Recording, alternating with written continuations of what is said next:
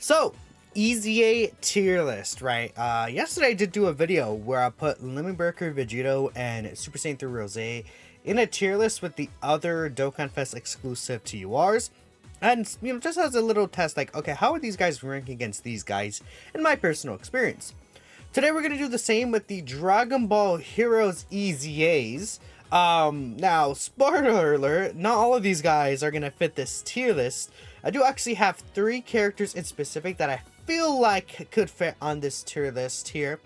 No, excuse me. 3 characters specifically, and I'm going to go ahead and bring them up, and we're going to talk about them, but right here, we'll talk about the 3. I guess we're already here. Super Saiyan 4 Vegito, Dark Mask King, and then Toa. I think all 3 of them do fit this tier list, so they're going to be spread in this tier list somewhere. I'm not going to say where their placements are, but yeah, I also did change up the tier list a little bit from last time. I think, some of the EZAs got to global as well, and I had some discussions with people, and just overall, I think my mind and thought process on, how the game currently has changed since last time I made a tier list like this was basically, right at the end of the worldwide download celebration, if I'm not mistaken. Because we got Jiren, and then after Worldwide we got Jiren, and he didn't even fit the tier list, so I don't think I made one for him. And I think did I make an update to it? I think I made an update video to it, but yeah. Anyways, let's just hop right into it. It's been a while since there's actually been kind of new units in here.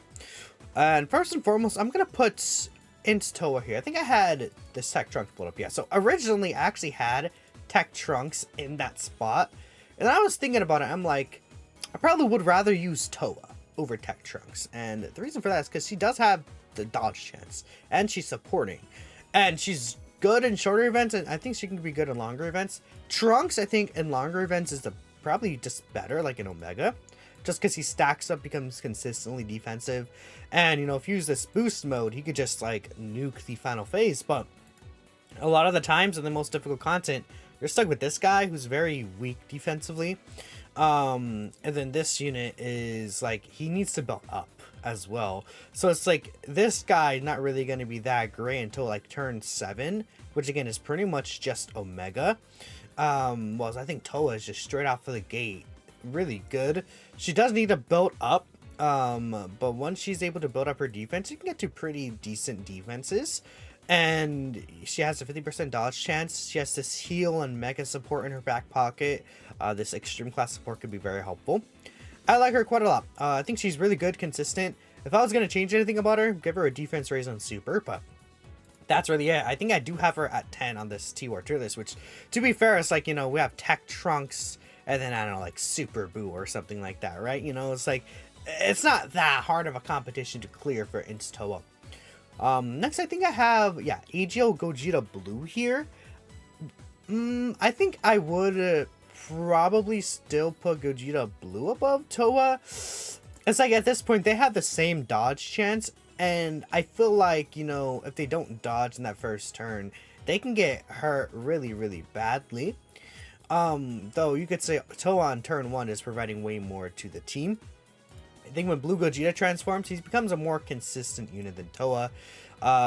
He's able to have the great chance to dodge, which is pretty good. The guaranteed crits there. This is a pretty good super attack effect. He hits really hard still. I think, he still does 10 mil plus critical hit super attacks. Get this guy full additional or dodge. And he's cooking really, really well. And he's on a bunch of these different really, really good teams. Toa is some of these teams aren't really that great. She's pretty much just crossover, right? I like Toa a lot though. I think you could really make an argument for Toa at 9 even, but I think I'm gonna put Gogeta here. Let me know what you guys are thinking. I think we could do this if we really wanted, but I still feel like I might like this. It's tough because again, Toa is providing more to the team essentially, but Gogeta Blue, once you get him out, I think he's just better standalone. It's weird. Next I have Physical 17 here. Where is this guy right here? I think Physical 17, I think I had Blue Gogeta above him. The reason why I moved this guy above Gogeta is, again, I think he's probably more consistently gonna be at a stronger level. the times where you're above 77% HP could be a little bit of an issue. But once this guy gets this fully built up, and if you fall under this HP threshold and he gets the 57% reduction, like I'm sure we know with Limit Breaker Vegito, we know how strong like 60% range of damage reduction really is. This guy is able to really live most super attacks in the game.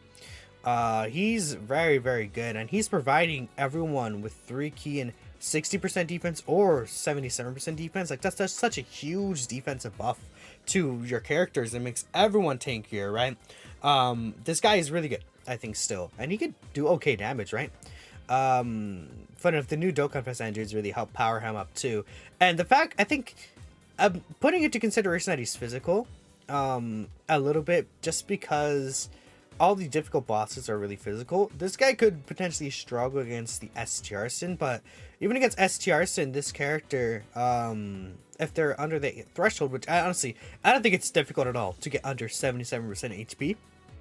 Like entering the turn under that HP threshold is like most of your HP, right? You know, it's a very little amount of your HP that, you know, you're gonna stay above that level.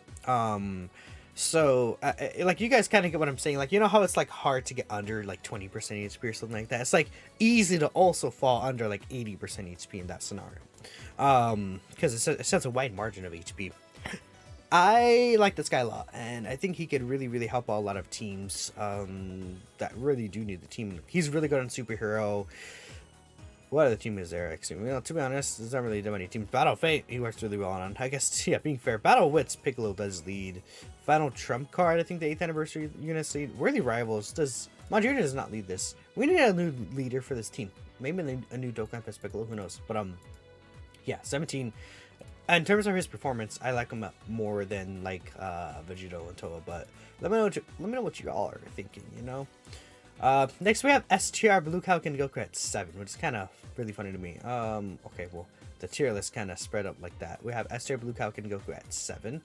I did decide to put him above 17. Well, I showed Piccolo next. Okay, I guess I'll just put Piccolo on here too. Physical Piccolo. Could you argue 17 above Blue Cow Ken? I think you can. But I think it's a scenario where this guy, what he's doing is just too good still, alright? You know, what he's doing is just too disgusting. I guess, you know, with Fusions of Masu, this guy does, you know, get hurt a bit. But if we get a situation where the androids are, like, also really good, you know, things can look really, really nice for this guy. Universe Survival Saga is not in a good spot, but you know, this condition is not too hard to fill on some of these other teams, like Raptor Universe 7. Let's see. Again, the UI Gokus you could still probably bring. The 70% dodge chance, like, they're still considerably, like, a solid unit. 17 is really good. Like, you can bring those three on a team. And then you're kind of cooking a little. If you're on the Androids team, Blue Cow Ken is, like, really, really good. And there's so many of these EZAs that are upcoming. And I think, again, he's just, like, destroying these enemies so fast. It's kind of insane. I feel like I have to put him above 17 just because of what he could do to these bosses. It's very, very nasty. But 17, would I say 17 is consistently better in these, like, against, like, Fusions of Masu? Like, 17, you know, you could argue maybe it's consistently better, but then it's like, you get past the first phase of Fusions of Zamasu, and then this guy nukes the last phase with his Spirit Bomb, and Zamasu's dead. Oh, whoa, right? Very disgusting, and, you know, especially if we get into the topic of, this is not an argument I'm making for this tier list. I'm not really considering it for this tier list either, but, if you do like items and using items, like, this guy is probably just gonna be better than him because they're both gonna be tanky. Like, if you use like a Whis, but then this guy is also like mega out damaging 17. I do have Piccolo above Kokuno. Again, it's very tough, but I think I like the Scouter that he's having, and again, he's physical. Once he transforms, he's very tanky still with his 40% reduction. He still has a Scouter. You know, he's healing as well, which is nice. He's good. I think we all know how Piccolo is. He's very basic again. He's like a stacking defense unit. Early on in the fight, there could be issues. Like, if you're going against like the Goku Black Red Zone and he's type disadvantaged, obviously that could be a really major issue for this guy. And you do want to be above an HP threshold for Namekian's ally, which I think also could be an issue if you fall low in HP. Like I said, like it's easy to get under 70% HP, so having to stay above could be an issue. But this guy is healing. Like, you know, let's say Namekian's, he's giving HP recovery. Let's say, you know, this guy's healing 10% HP. You know, actually, it'll be this guy. He's healing 7% HP when you're under 77%. And then if you fall under 40%, you heal another 7%, right? So it's like, with this healing, that can be very helpful to, like, get yourself above there. And if you're running this guy with LR Orange Piccolo, which I think is going to be very common, but that guy is able to get tech orbs. I think it's fairly commonly easy to, like, heal back above 70%. And the good thing about that is you could heal mid-turn, like with orbs or whatever, and then you could fuse with this guy still into the Kami card, right? Which is still, like, very helpful, unlike, you know, like this additional that you can't heal mid-turn and get it. Which, you know, that's why active skills are really, really good for those scenarios. But, yeah, I think I'll probably put Piccolo here. Now, next. I think I actually have Dark Mask King above Physical Piccolo, which, you know, you could be thinking that's a big leap, maybe?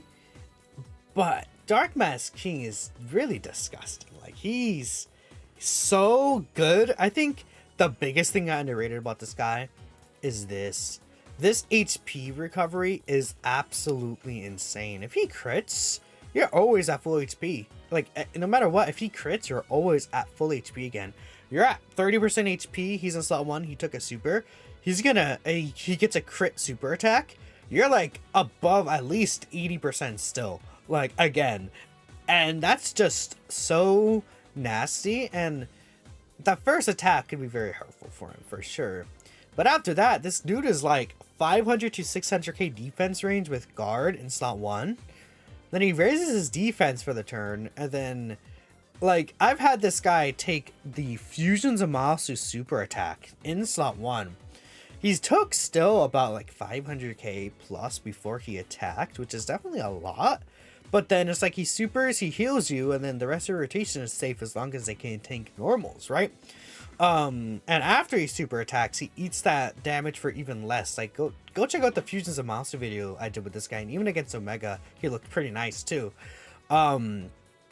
He's just busted, right? Again, the caveat is you need a Heroes category ally for him to guard, but like the Heroes team is like one of the best teams in the game right now. Like the crossover Heroes team is crazy. Like I could bring up the stat right here. Like this team. Limit Breaker, Super Saiyan 4 Vegito, EZA Vegito, you have Dark Mask King, you can put Toa on there, Rose is really good, Fu is really good, right? You know, there's a lot of good units, and even from last year, you can pick and choose. Janemba's really good, this guy's really good, you know, there's like a bunch of units you can pull, and again, like I said, from last year, like who did we get last year that was also like very, very helpful? There's a character that's like I'm just not remembering at the top of my head, but you know, like Xeno Super Saiyan 3 Goku, this guy, where is he? Xeno Super Saiyan 3 Goku, still really good. Silas, I think, is a good option. Hearts is a good option as well, right? The Heroes team is actually pretty strong right now. I think this guy is he's nasty with it. He's nasty with it. Next, I have Vegito, and I think I'm just going to fill out the rest of the list, because the main point of this list is the Heroes characters, so I'm going to have Vegito, then I think I'm going to put Beerus, I'm going to put Gohan here, and then I'm going to put Zamasu here. I might do this. I'm thinking of doing that. And the reason why I'm really thinking about doing this right now, Physical Beerus is absolutely insane. So I had him above him just because he has the Orb Chain against Realm of Gods.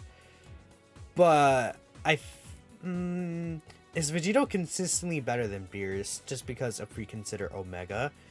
This guy has his counter. I think it's really, really nice. And he still has the damage reduction. And he's supporting so much, like 60% to key to the Limit Breaker. Vegito is really good. While this Beerus, I think his issue is that he wants a new partner. I think I will do this. I do think Beerus is still better than Dark Mask King, just because what Beerus is like, he's just doing, again, he's doing too much. He has the 70% reduction before he attacks, and then his defense gets so high. I mean, he's so tanky. Even against STR Omega, this guy's able to tank. Well, you know, you could say this guy would not be able to tank STR Omega. I mean, the AoEs of STR Omega hurt this guy, which is why I had him like under Beerus. I think I am gonna still put him under Beerus. I feel like Beerus, even like all these fights are Realm of Gods, and even though there's Omega in question, Beerus actually still does pretty well against Omega Shenron. Even if he's not like Rainbow Orb changing himself, there are some Rainbow Orb changers you could bring on his teams. And you know, even if he only gets the 3 key spheres, I feel like, you know, I think in that situation where he's only getting the 3 key spheres, Vegito might be just a better character than him in that turn. But like, I think that's a very specific turn. And I think, like, you know, against in Omega, this Beerus would be a stronger slot 1 unit, you could argue. I think against the fusions of monster red zones and stuff, he's orb changing and he's hitting so hard. And he's probably tanking better than this guy unless he does counter, which, you know, the flip chance counter is really good. But I don't think it's necessarily something you should like think about relying on unless you have type advantage, right? And you could argue this guy is just really like a battery for the Limit Breaker Vegito, which definitely means a lot. But I think this Beerus is gonna be just a better character. Yeah, I think I will keep that. I think I have these two just as the same. I've talked about them extensively before, so I don't really think I have to really mention it. But I think these two are just like, Zamasu's first turn could be a little finicky, but after that, like, these two are just tankier than these guys, and I think, you know, they're just more consistent too. These two are really, really good. Like, you know, they're different, you know. I feel like Beerus is Beerus like is on their level of power, but he's a little more restricted, and then Vegito is like, I don't think as strong as them, but again, he's like not as, like, you know, restrictive, if that makes sense, right? I think well, I guess Vegito does want to be on these certain teams. I don't know. I feel like he's just not as strong as them, if that makes sense. Like, when you use them in the game, it's like these three just feel stronger. They hit way harder. They're probably just tankier than Super Saiyan 4 Vegito as well. And he's like kind of supporting unit, helping the team. Right, it's like kind of the idea with like Toa and Blue Gogeta. I feel like he's just a stronger character. Toa's providing a lot to the team though, but I don't know. I think you guys kind of see where I'm coming from with that. I don't know. Maybe you can move Vegito up to 3rd, but I think I'm comfortable with this. Yeah, I think I'm liking this better. Yeah, this is good to me. Again, I don't think there's any other Heroes character that I would put here, like easy A's. I mean, if I was gonna include like I don't know, Super Saiyan 3 Xeno Goku, what do you fit this list? Maybe a 10 over Toa. I don't know. I think Toa's really good. I probably would choose to run Toa over Goku. I think. I don't know. It's tough, but I'm choosing mainly about this year's Heroes characters, if that makes sense. Not every single hero is easy ever, but let me know what you guys think. Thanks for watching, and that's my tier list. I'll catch you guys in the next video.